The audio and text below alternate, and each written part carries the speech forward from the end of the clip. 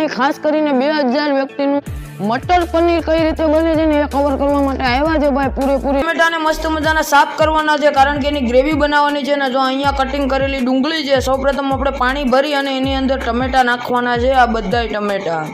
હવે મિત્રો આ ટમેટાને આપણે બાફવા મૂકી દેવાના છે બરાબર રીતે. થોડા ઘણા ટમેટા બફાઈ જાય ને ત્યારબાદ એની અંદર આખું આદુ આપણે નાખી દેવાનું છે ને. આદુ નાખ્યા બાદ ત્યારબાદ એની અંદર તીખી મરચી બોમ્બેની આવે ને એ નાખવાની છે.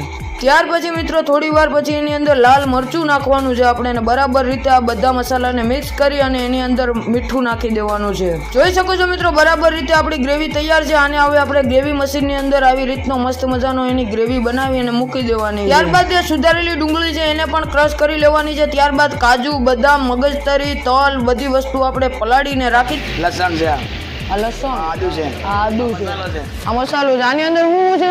આમાં મરચું, મીઠું, હળદર બધું મીઠ મે છે.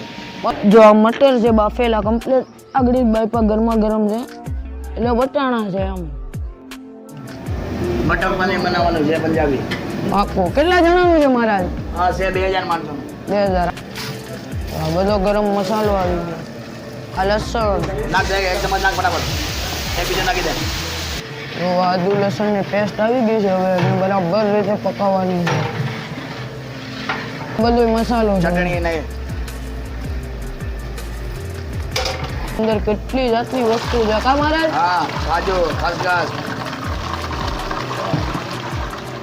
આપણે મસ્ત મજાનો મોળો માવો ગ્રેવીની અંદર નાખી દીધો છે. સાથે સાથે જે વટાણા, જે પલાળેલા બાફેલા વટાણા હતા એને હવે આપણે આની અંદર નાખીએ. આ પનીર 30 કિલો છે. 30 કિલો. 30 કિલો. થોડું થોડું કરીને નાખવાનું ને? થોડું થોડું નાખવાનું. ગ્રેવી